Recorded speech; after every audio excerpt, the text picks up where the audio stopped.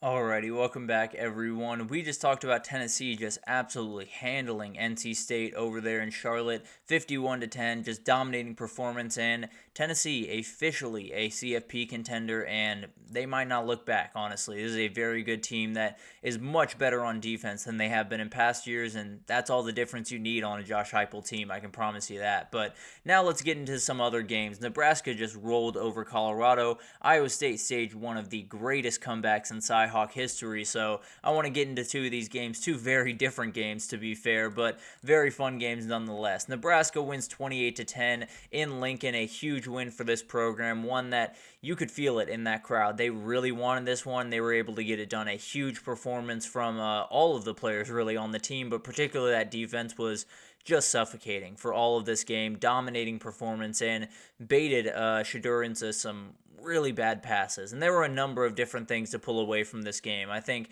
when you look at this, it couldn't have been uglier for Colorado for much of this game. I think Matt Rule and Nebraska did exactly what they wanted to do. They got out to an early lead, and then they ran the ball to victory. That's the way that they want to go about business. That's the way that a lot of Matt Rule teams go about business in the past, and it's been a winning formula thus far. So really, really impressive to be able to just kind of push on their neck after they get that first initial win, after they get that first initial punch. They were able to just keep punching throughout this game. It was really, really impressive to watch Nebraska just kind of just control this one. It wasn't about, putting up a ton of points. It wasn't about showboating. It wasn't about blowing them out. It was about getting out there with a win. And that's what Matt Rule is about. And it was really impressive and kind of just this was a Matt Rule win. It was very, very interesting to watch because it happens every time that Matt Rule takes over a team where they just turn into a very, very clean team. That's all they do. They don't do anything spectacular. They don't have ridiculous athletes or anything. They just make the right play when they need to make it. So it was really awesome to watch these two teams go to work. But how Nebraska won this one, pretty simple, to be totally honest with you. Mistake-free play was the biggest thing. Dylan Raiola went 23 for 30, 185 yards, a touchdown, but most importantly, no picks. That is the biggest thing here, where you were walking into a game where you were bigger, you were stronger, you had more talent on the defensive side of the ball by a margin, and you had the ability to essentially just run the ball to victory.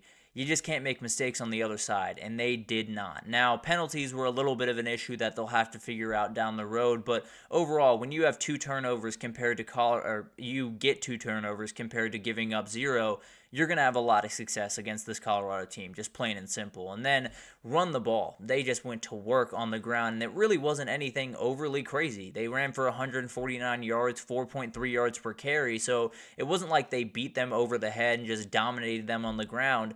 What they did is they chewed up clock. 10 more minutes of time in possession for Nebraska than Colorado in this game. We talked about it last week. Keeping that offense on the sideline is the way you go to work on this Colorado team, and man, did they. They did a great job of that, and Colorado only had 16 yards rushing in comparison. So they're Colorado. And then finally, they got after Shadur, and this is something that is going to be a theme throughout the Big 12 schedule because there are a lot of good defensive linemen that they're going to have to go up against that are going to feast. I can just honestly promise you that. But last year he got sacked 8 times. This year he got sacked 6 times. So technically an improvement, but not nearly where you need to be for this guy to succeed. And I think there were a number of different plays throughout this game where that showed. I think even the pick that he threw that was just one of the most bizarre play calls I've ever seen in my entire life, if I'm being totally honest. The idea of a quarterback having his feet in the end zone and throwing a button hook all the way across the field is just beyond stupid, but that's beside the point. A million different things in that play just should not have happened, including the play call, the decision making, and everything in between. But at the end of the day, it was one of those things that Nebraska knew what they had to do. They knew that they were the more physical team. They knew they were the stronger team. So what they did was they got out to an early lead. They ran the ball down the stretch, and then they won the game pretty comfortably. They did exactly what they were supposed to do, and Matt Rule has to feel really good about that because it was a really impressive performance, and it was a Matt Rule performance more than anything else. So where does Colorado go from here? The problem with this, and Colorado is a team that has a really good quarterback. They have Travis Hunter, who, in my opinion, is the best player in college football. The book is out on them. That's the problem. It's not about, how many athletes you have on one side of the ball. It's not about the talent or the name recognition that you have. It's about just, you can't run the ball. You have no ability to run the ball. The offensive line is not as good as people wanted it to be. The defensive line is not going to get there against elite offensive lines that they're going to face in the Big 12. And every other Big 12 team is just going to do what Nebraska did in this game. They're just going to sit back. They're going to dare you to run the ball. They're not going to run the ball because they don't have a run game to speak of. And then Shedeur going to make one or two mistakes throughout this game, and then you just run the ball to victory. That's the plain and simple. That's the way that you beat Colorado, and a lot of Big 12 teams can do that.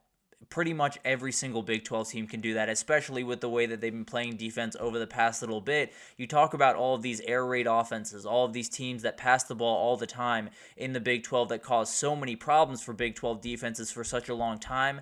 That's no longer the case. They've started to drop 8 in coverage. They started to make things a lot tougher for those air raid offenses, and if Colorado's going to come in throwing the ball that often, they're not necessarily an air raid, quote-unquote, but if they're going to throw the ball that often, the Big 12 is going to tear them to pieces, just plain and simple. This Colorado team lost that game when Shedeur threw that pick because the body language right after that was just a disaster. So it gives you the blueprint. If you're a team in the Big 12 and you can go out there and punch Colorado in the teeth first, you're probably going to win that game, just plain and simple. And it's not an indictment necessarily on Colorado or Dion or anything.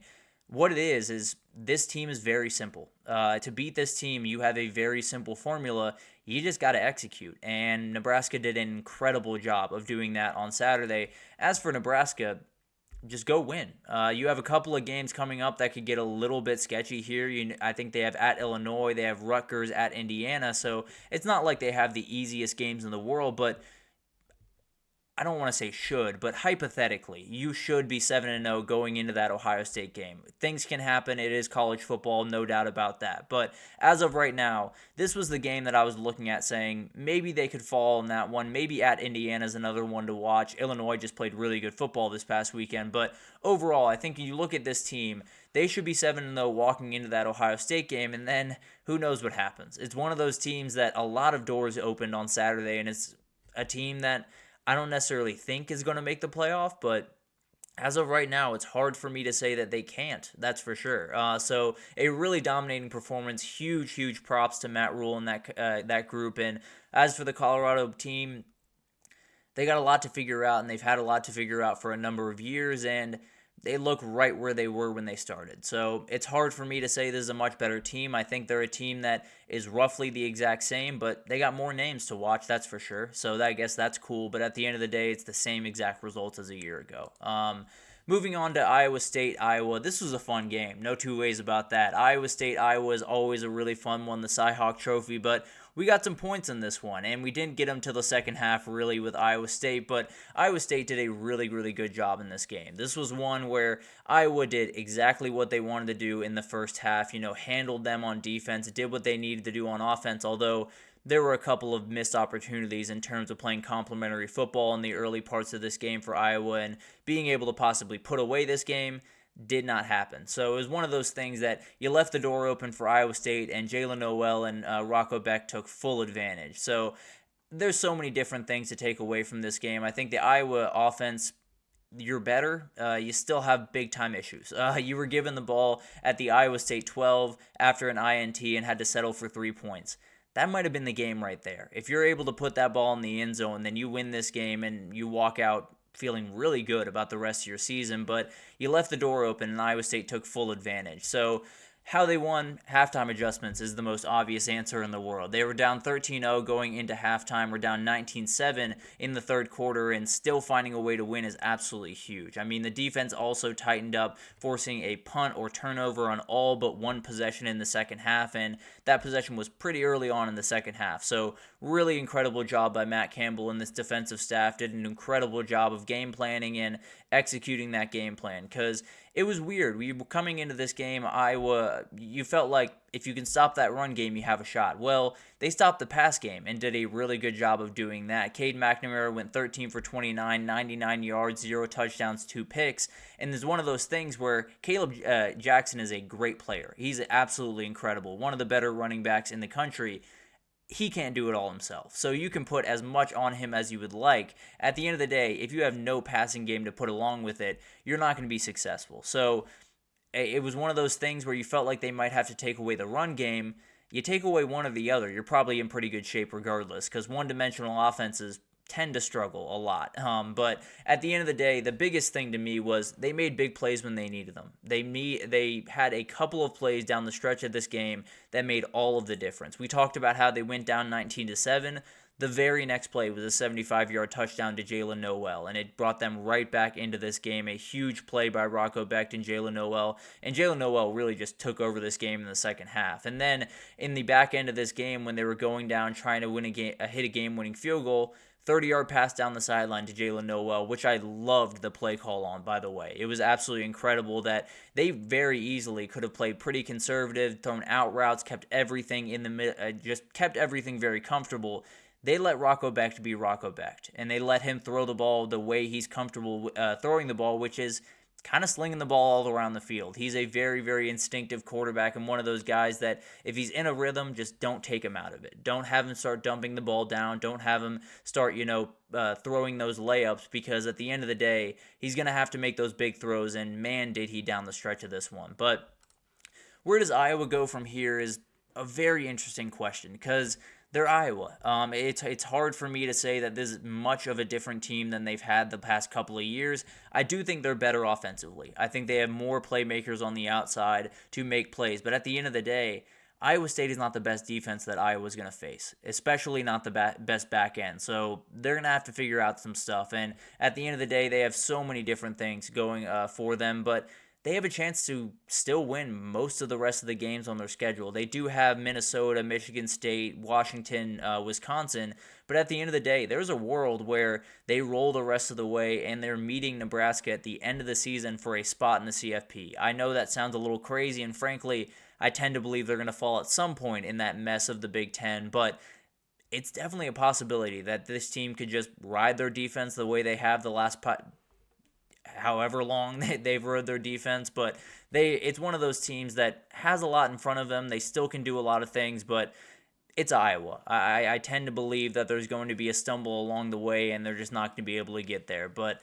overall, for Iowa State side, this was the moment to me. And I think it was one of those things where Iowa State was waiting for that thing to kind of galvanize this team, let them know that they can play on the highest level, that they can win a Big 12 title. This was it.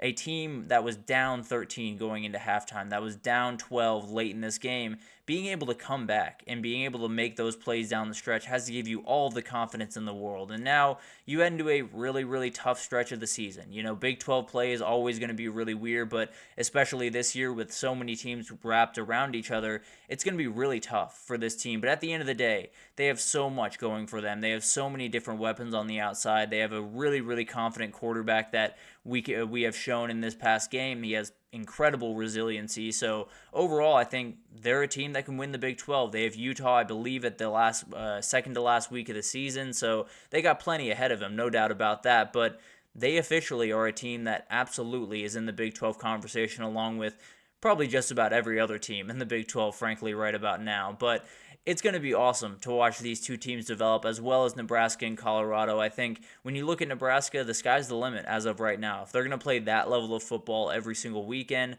they're going to be able to win a lot of games. And then on the Colorado side, it's the Colorado team that we've all known. It's hard for me to sit here and say that they are much better in any of the places that they needed to get much better in for them to be more successful this year. I do think that they can still get to 6 wins just purely based off that talent level, but overall, just a remarkably disappointing performance, and one that Colorado has seen before. It's the exact same formula as it was a year ago to beat them, and you just roll with that into year 2 for Dion. So they got stuff to figure out. There's no two ways about that, but let's see if they do. It'll be interesting to watch the rest of the season, but as of right now, I'm not necessarily loving the rest of their schedule. I can promise you that. But let's take our third break here, and when we come back, we got to talk about upsets. NIU just pulled off a stunner in South Bend this past weekend, and then we had some more Group of 5 teams give some teams some scares. They didn't necessarily fall in those games, but definitely kept some teams on the edge of their seats for a little bit longer than they were hoping. So we'll talk about that right after this, so stick with us.